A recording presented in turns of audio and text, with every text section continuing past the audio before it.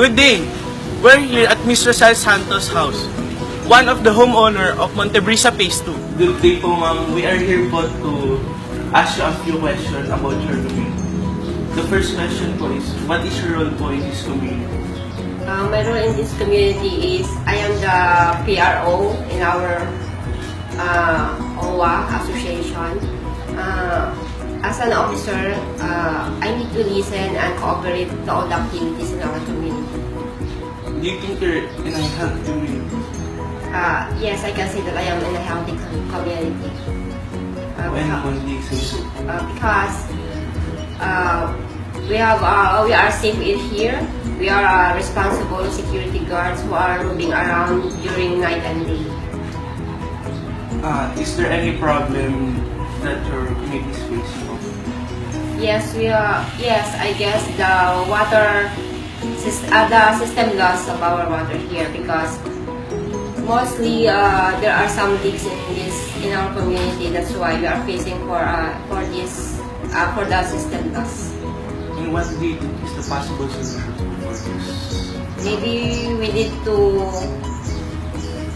look for those leaks, and maybe we can use some water detectors so that we can see those leaks.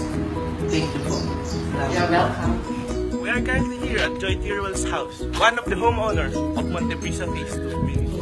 Good day po. We are here po to ask you a few questions. My first question is, what is your role in this community? Good day also.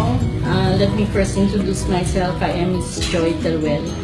My role here in the community is I am the secretary of the Homeowners Association. In the next question po, do you think you are in a healthy community?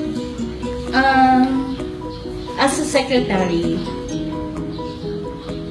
the community should really have a healthy environment. But based on experience, being for the third year of being secretary, I find myself the enemy of the association. Because as the secretary, you know, as the role of the secretary is you do all the communications of the communications of what the board will ask you to do. And the people inside the community doesn't understand. If you do not know what the role of a secretary is, that's when you become the enemy of the whole community.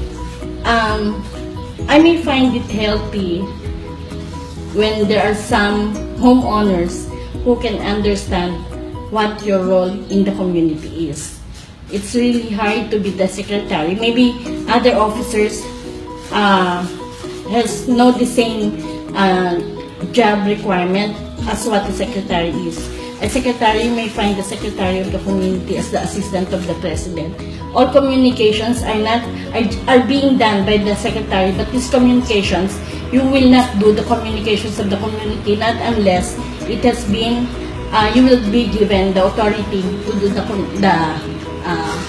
communications. Mahirap. It's so hard. And what do you think is the common problem of this community? The common problem, one major problem of our community is finding a solution on how we can lower our system loss in our water bills. We acquire a very big chunk of the amount in paying the system loss. We pay a system loss because the meter that we have is passing through or going through the mother meter. We have an individual meter, but this individual meter still goes to the mother meter of our water. So whatever is consumed beyond the use of the homeowners, it will go to a system loss. That's our main problem here in the community. And we're finding solution on how we can do it. And in fact, we did a survey before. If the homeowners would like to have a privatization of the community or to turn over this village to the LGU, because when you go to LGU, your water system will be really very low, but then the disadvantage of that is the government will get your village and they will be the ones responsible to run the community. And that is what some homeowners don't like. Because you don't want your village to be turned over in LGU, the local government unit. Because it's a local government unit, you know naman how they does their responsibility. You will not be given a priority in projects because considering that Monte Brisa 2 is a Class A subdivision. Thank you po for the interview. Is that all? Apo. Good.